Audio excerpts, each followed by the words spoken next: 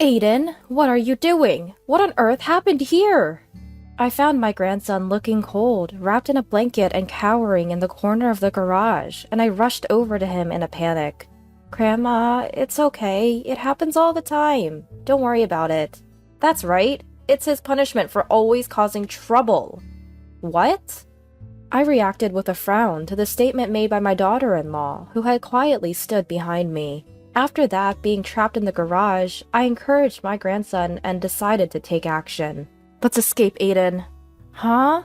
I will protect you no matter what. I'll rescue you from here, so just wait. I said this and took my mobile phone out of my pocket and called someone. My name is Mary. I've reached the age of 70 and run a candy store with my sister, Dorothy. After my husband passed away and I was left alone, I seemed to be standing on the brink of despair for a while. My sister, who couldn't bear to see me like that, invited me to join her. This shop belongs to my sister and her late husband, and I'm here to help, so to speak. My sister's husband died quite some time ago as well. This shop, a memento of her husband, is something she's determined to protect, and I want to support her in that. So I decided to work as a helper. Mary, what are we going to do for the New Year's celebration? My sister has always doted on me. She acted as a parent in place of our busy parent. To me, my sister was indeed like a mother. I guess we'll probably go to Oliver's place again this year, huh? I've promised to show up, and I've told Aiden as well. Oliver is my son. He has a child with his wife, Emma, and that's my grandson, Aiden. By the way, how old is Aiden now? I think he's 20 years old. Is he still staying at home all the time? At my sister's words, I let my expression darken. My grandson Aiden apparently started shutting himself at home after attending college for a while. It seems he was bullied, and he even dropped out of college this year. Currently, he's unemployed and doesn't step out of the house at all. It seems so. Really? Aiden used to be such a social and cheerful child. My sister is right. Up until high school, my grandson was lively and had a life that had nothing to do with shutting himself at home. But then, one day, he suddenly became reclusive, and I was unable to hide my surprise when I heard about it. Then you should take this to him. As I recalled the situation and looked gloomy, my sister handed me some sweets. Dorothy, here. When you're feeling down, having some sweets and taking it easy is the best. The candy Aiden used to love is back in stock. If you like, take it to him. My sister, who smiles so brightly, is reliable and shed a bright light on my darkened heart. Time passed and the season turned to the new year. I was visiting my son's house. It must have been cold, right? Come on in, please. My son's wife took my coat and guided me into the living room. I thought she was really considerate and a good person, but then something happened that nullified that impression. Thanks, Emma. By the way, where's Aiden?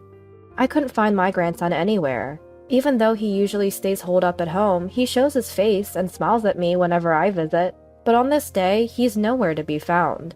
I had heard my son would be back from work in the evening, but I haven't been told anything about my grandson. Is he in his room? That's what I thought when I was about to head there. Aiden's out shopping right now, Emma shouted, as if to stop me in my tracks. I jumped in surprise, but even more shocking were her words. Shopping? Aiden is able to leave the house now? My grandson, who hadn't left the house for the past year, was taking an unexpected big step. I was so moved that I inadvertently let out a loud cry. Yes, it seems he finally found the courage. I felt a slight unease in Emma's forced smile, but at that moment I didn't dig into it, because my son's wife was truly devoted and dependable. I had never once looked at her with a suspicious gaze. Since my son was an emergency doctor, he rarely came home, so the household matters were almost entirely left to his wife, Emma. That's why she quit her job. She wanted to dedicate herself to her family and raise her son properly. She had overcome the challenges of raising him alone with those thoughts in mind. I had no reason to suspect that Emma would do anything to her grandson, but now I live with a lifetime of regret. If only I had noticed my daughter-in-law's hidden side at that time, my grandson might not have suffered like this. I'm making your favorite steak for dinner tonight, Mary. Oh my, you didn't have to go to all that trouble. Not at all. You've always been so good to us. Please, let me do this much. Thank you. Here, this is for Aiden. The candy that Aiden used to love is back in stock. Saying that, I handed over a box of assorted candies, and she smiled at me with pleasure. I was helping Emma prepare dinner, but when I looked at the clock, it was already past 7 p.m. Speaking of which, Aiden hasn't come back yet. Isn't it getting too late for shopping? He just called me. He'll be staying at a friend's house today. A friend? He's been staying inside the house all the time, but it seems he's made an internet friend recently. He'll be staying at their house today. Something's off.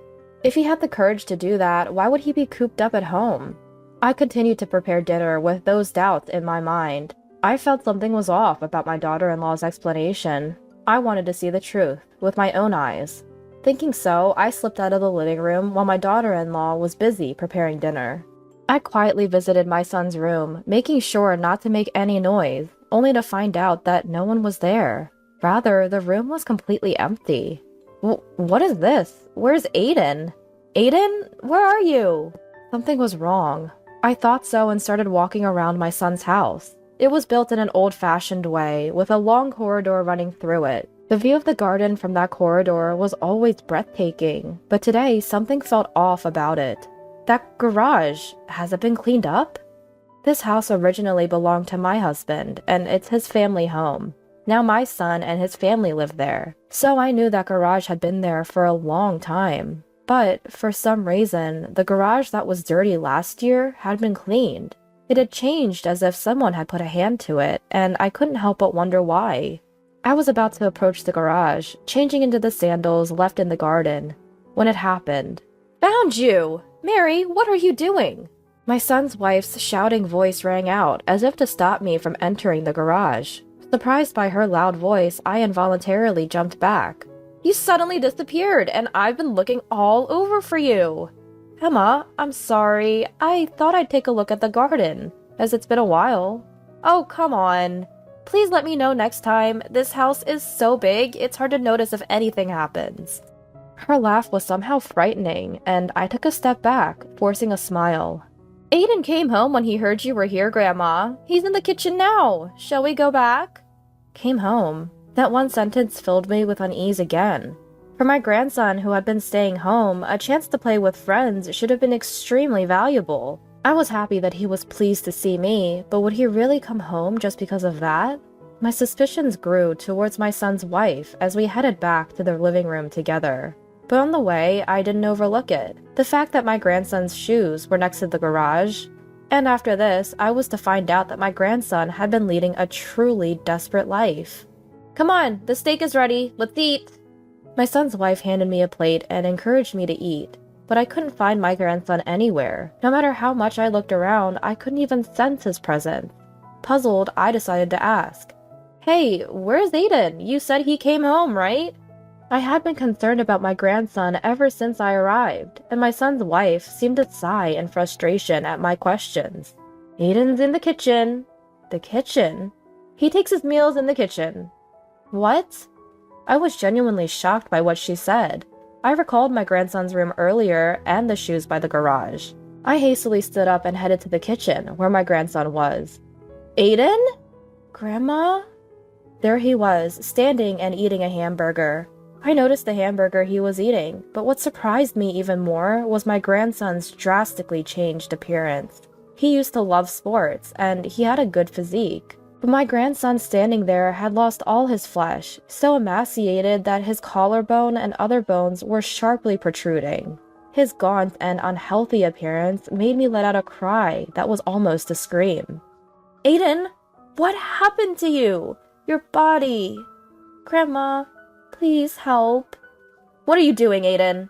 The moment my grandson tried to say something, my son's wife appeared, cutting him off. My grandson, whose face looked like he might burst into tears at any moment, now stared at his mother in fear. "Mary, we have this delicious meat. Let's eat it quickly, shall we? Just ignore Aiden." Saying that, my son's wife tried to coax me away from the kitchen.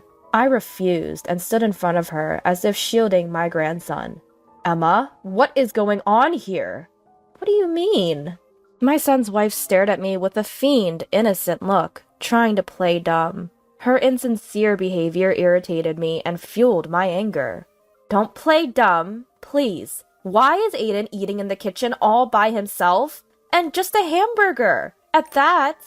Oh, this is his punishment. I involuntarily shuddered at her, as she said it with a smirk, as if it were a trivial matter. She continued speaking, laughing with a troubled look, and lowering her eyebrows while looking at my grandson, who was hiding behind me. Today, I asked him to clean the bathroom, but he didn't do it properly. It's part of his discipline. Is there a problem with that? I felt a terror at my son's wife's stance on discipline. Just because he failed to clean once, he has to endure this? It's too strange. She must be insane. That's exactly what I felt. I wonder if my son knows how terrifying her ideas are. The moment I opened my mouth to question her, my grandson interrupted me. I'm sorry, I'm okay, really. Grandma, can you please go eat with Mom and enjoy your meal? Please? He pleaded in a soft voice, and my grandson grabbed the back of my clothes. I could feel his hand trembling through my back, and I chose to swallow the words I was about to say. Grandma, it's normal for me to eat here, so please don't worry about it, really. Normal? What do you mean by normal? Come on, Aiden says so. Let's go over there, shall we, Mary? Saying so, my son's wife forcibly took me to the living room. If I stir things up any further, my grandson might be harmed, if that's why he intervened earlier to prevent that. I sensed a crisis for my grandson and pondered desperately for a solution. Come on, let's cheer up and eat. Today we have premium beef steak, she said, cheerfully chewing on the delicious-looking meat. But I couldn't eat at all, and I excused myself by saying I had a light dinner before coming here. After finishing the meal, I was planning to stay overnight and was guided to the bathroom. Taking the opportunity, I walked around the house again, looking for my grandson. I have to save Aiden. From the situation since I came to this house and my grandson's condition, I sensed that my son's wife was doing something terrible to him. But how to save him? I was thinking of taking my grandson and going to my sister's place, but I couldn't find him anywhere. He was not in the rooms, bathroom. Where had he disappeared to? Could it be that he's been locked in my son's wife's room? Just then, I spotted the garage in the yard. My grandson's shoes were lying there. Could it be? I quickly changed into the yard sandals and rushed to the garage entrance. Who? The garage entrance was not locked, and I was able to enter smoothly. There, I found my grandson, trying to fall asleep. Aiden? What are you doing here? What on earth happened? I rushed to my grandson, who was huddled in the corner of the garage, looking cold and frightened, wrapped in a blanket. My grandson looked up at me trembling, as if frightened by my approach. Grandma, it's okay. It happens all the time. Please don't worry about it. That's right. It's his punishment for always being a nuisance. What? Emma was suddenly standing at the entrance to the garage, smiling as she looked at my grandson and me. Mom! Mary, you really do love meddling, don't you? Even though Aiden was trying to protect you. Emma, you've been cruel to Aiden after all. Cruel? What are you talking about?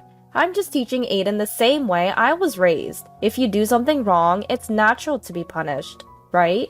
Neglect. That word perfectly summed up the family environment, and I was almost at a loss for words. My son's wife was apparently raised in a harsh environment as a child, and what she was doing to my grandson seemed to be a part of the discipline she had received herself. But I couldn't accept that kind of parenting, and I spontaneously voiced my opinion. Punishment? This? What did Aiden do? You don't understand how I feel. I love Aiden and want him to be with me forever.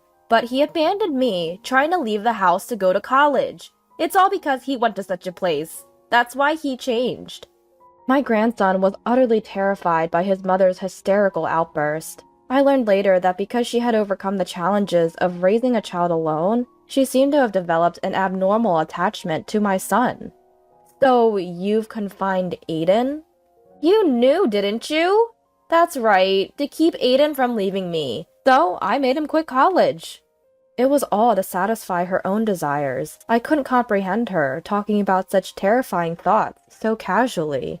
The situation was more than just frightening. My grandson had been living in fear of that twisted love, suffering for a whole year. Thinking of his terror, I trembled with rage and couldn't help but glare at her. Since Mary knows the truth now, I can't let you go home, can I? With those words, my son's wife, wearing a sinister smile, began to slowly close the garage door. We're going to be trapped. I realized it too late, and by the time I started to move, it was already too late. After a loud metallic clang, I heard the sound of a clock. I'll think about what to do with Mary overnight. For today, you two, Aiden and you, will just have to sleep in the garage and reflect on things.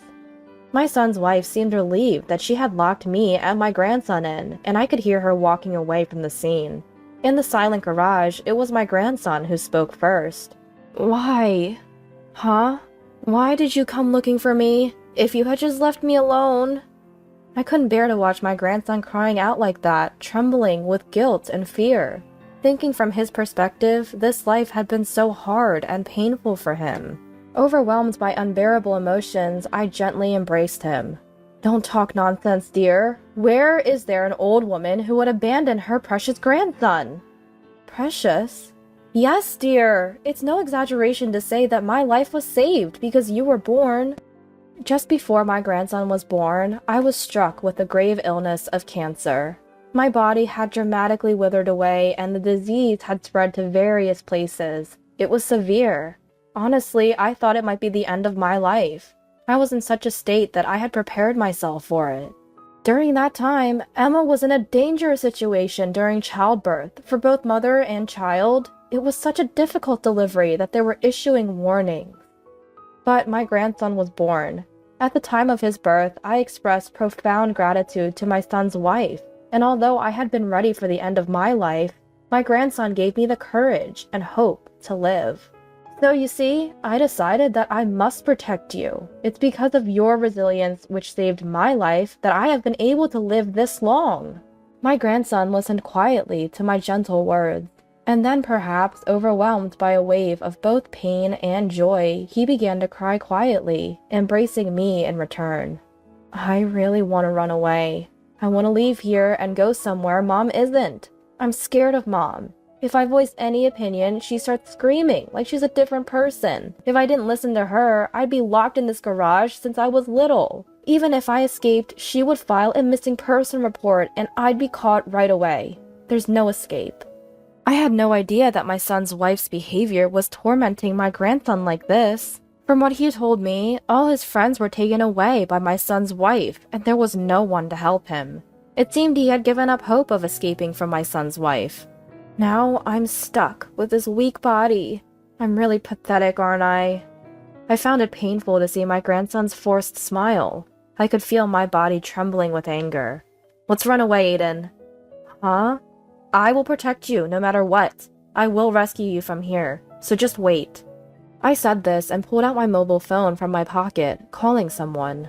Hello? Mary? What's going on? The person on the other end was my sister, and I explained the whole situation to her.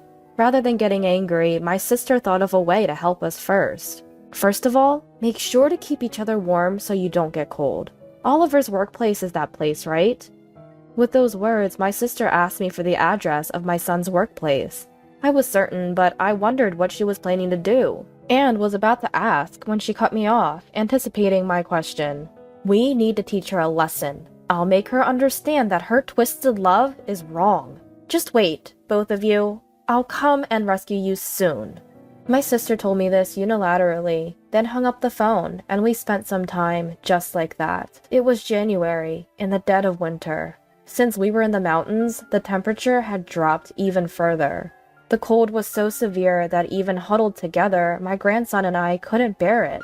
Our words dwindled, and I felt like I might lose consciousness. Just as I was about to close my eyes with those thoughts, something happened. It sounded like a fire or some sort of accident nearby. There was a loud noise of ambulances, fire trucks, and police cars. The sound brought me back to my senses, but something about it seemed off. It was very close, and it sounded as if they had stopped right in front of our house, perhaps. Just as I thought that, I heard the scream of my son's wife. Hey, you guys! What's going on? Over here! Quickly! Break the garage lock! Incredibly, I even began to hear my son's voice from outside. Help had arrived. With that thought, I stood up and began pounding on the garage with all my strength. I'm here! Someone please help! Save Aiden! Save my grandson!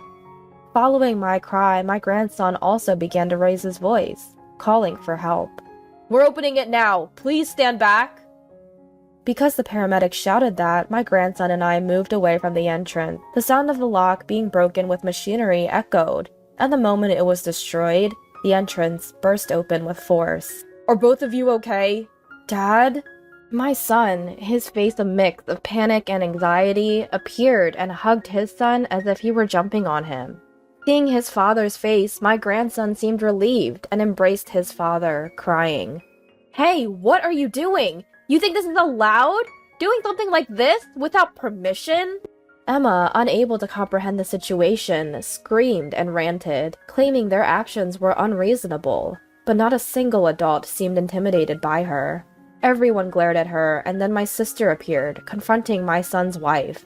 Don't talk nonsense! Do you even realize what you've done?